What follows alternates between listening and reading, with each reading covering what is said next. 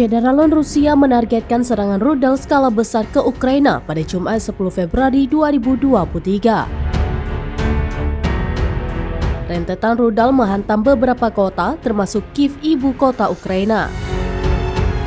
Angkatan bersenjata Ukraina mengatakan dalam pembaruan Jumat 10 Februari 2023 malam bahwa pasukan Rusia menembakkan lebih dari 100 rudal ke seluruh negeri.